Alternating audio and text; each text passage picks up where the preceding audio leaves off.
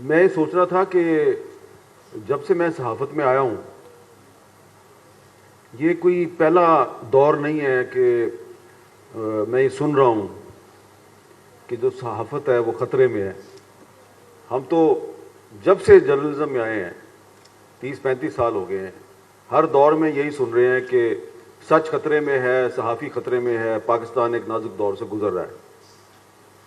اچھا, ہر دور میں جو خطرہ ہے اس کا نام بدل جاتا ہے.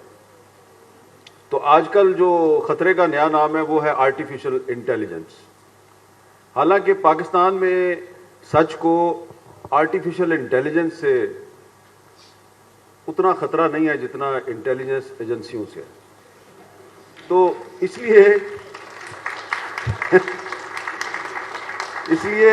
لیے آرٹیفیشل انٹیلیجنس جو ہے اس کا ایک پازیٹیو آسپیکٹ بھی ہے اور ایک اس کا نیگیٹو آسپیکٹ بھی ہے.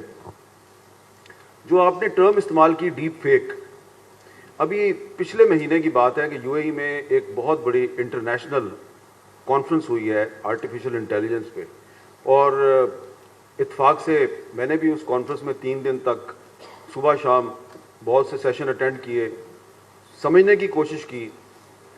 تو جن لوگوں نے یہ جو ٹولز ایجاد کیے ہیں آرٹیفیشل انٹیلیجنس کے, وہی لوگ ہمیں وہاں پہ یہ بتا رہے تھے کہ how to counter deep fake.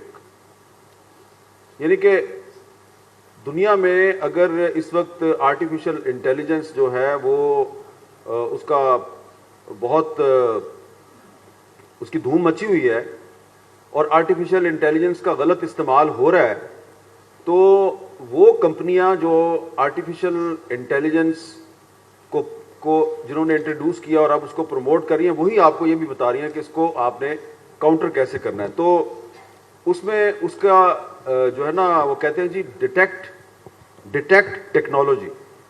انہوں نے کہا جی یہ ڈیٹیکٹ ٹیکنالوجی ہے اور اس کے لیے لیگل فریم ورک بنانے کی ضرورت ہے. تو ابھی تو پاکستان میں میرا خیال ہے کہ ہماری حکومت کو تو اس کا پتہ ہی نہیں ہے کہ یہ آرٹیفیشل انٹیلیجنس جو ہے یہ کس طریقے سے ریاست کو یا سوسائٹی کو نقصان پہنچا سکتی ہے. تو جس طرح میں آپ کو مثال دوں گا کہ جس طرح جب ٹیلی فون ایجاد ہوا تھا, تو ٹیلی فون ایجاد ہوا تو کچھ لوگوں نے اس پہ فتوے صادر کر دیے, کچھ لوگوں نے کہا اس کا بڑا اچھا, اس کے اچھے فوائد بھی ہیں. اسی طرح میگا فون ایجاد ہوا تو کچھ لوگوں نے کہا یہ جو میگا فون ہے, لاؤڈ سپیکر ہے, یہ تو اس میں سے تو شیطان بولتا ہے. تو کچھ لوگوں نے اس کو پازیٹیو استعمال کیا, کچھ لوگوں نے اس کو نیگیٹو استعمال کیا. کچھ لوگ جو ہیں وہ میگا فون پہ کافر کافر کے نعرے لگاتے ہیں, کچھ لوگ میگا فون پہ حمد و نعت جو ہے وہ سناتے ہیں آپ کو.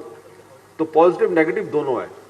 لیکن جو آرٹیفیشل انٹیلیجنس کی آپ بات کر رہے ہیں, تو میں یہ دیکھ رہا ہوں کہ فی الحال مجھے پاکستان میں اس کا صرف نیگیٹو استعمال نظر آ رہا ہے.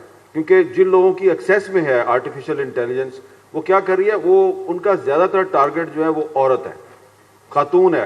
خاتون خواہ وہ صحافی ہے یا پولیٹیشین ہے یا پولیس آفیسر ہے. میں نے دیکھا ایک پولیس آفیسر تھی, اس کی بھی کمپیوٹر ورک کے ذریعے الٹی سیدھی تصویریں بنائی گئیں. ابھی ایک بلوچ ایکٹیوسٹ ہے, وہ بیچاری جو ہے اس کو بھی آرٹیفیشل انٹیلیجنس کے ذریعے اس کے کسی عورت کے دھڑ پہ اس کا سر لگا دیا گیا.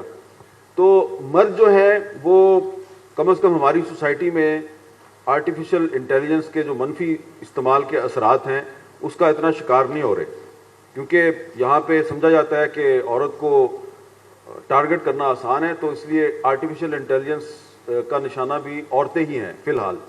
تو میرا یہ خیال ہے کہ اگر جو آرٹیفیشل انٹیلیجنس کو انٹروڈیوس اور پروموٹ کرنے والی جو کمپنیاں ہیں, انٹرنیشنل کمپنیاں بہت سی, میں نام بھی آپ کو بتا سکتا ہوں, وہی آپ کو بتا رہی ہیں کہ اس کو کاؤنٹر کیسے کرنا ہے. مثلا جیسا کہ پچھلے دنوں ہمارے ایک دوست تھے, تو تھے نہیں بلکہ ہیں ابھی بھی ہیں, تو انہوں نے ایک کام شروع کیا کہ ایک پولیٹیکل پارٹی کا جو سوشل میڈیا سیل ہے وہ ٹویٹر پہ ٹرینڈ بنانے کے لیے آرٹیفیشل انٹیلیجنس کے جو بوٹس ہیں ان کو استعمال کر رہے تھے.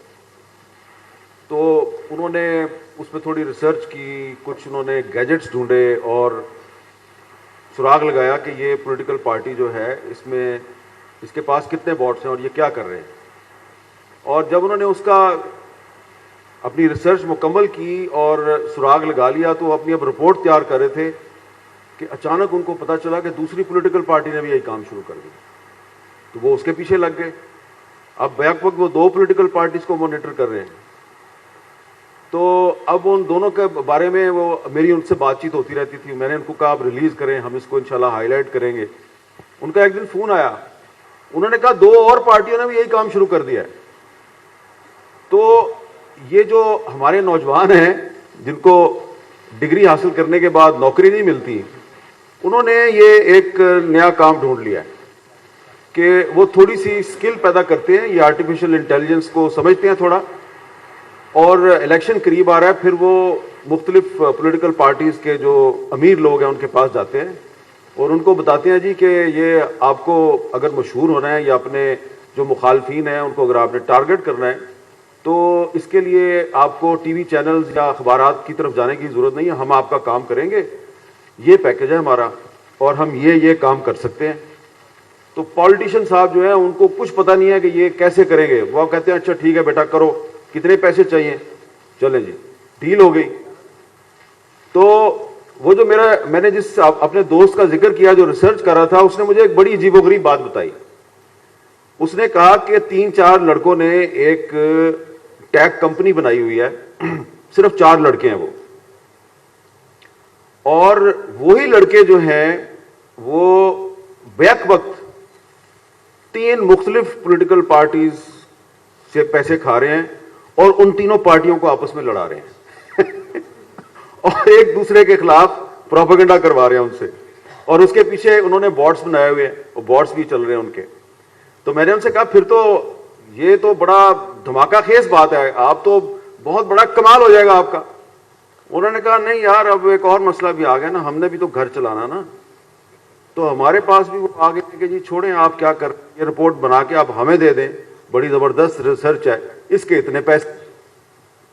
تو یہ جو آرٹیفیشل انٹیلیجنس ہے یہ ایک خطرہ ضرور ہے, لیکن اس کے کچھ فائدے بھی ہیں.